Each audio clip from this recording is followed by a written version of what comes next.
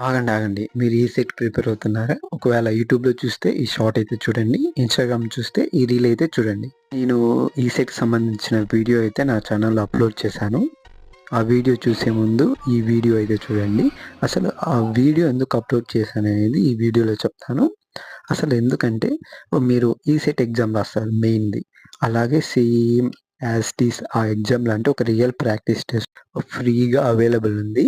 ఒకవేళ మీకు ఆ టెస్ట్ కావాలంటే నేను యూట్యూబ్‌లో ఏపీ ఈసెట్ వీడియో అప్‌లోడ్ చేసుంటాను. డిస్క్రిప్షన్‌లో ఉంటుంది.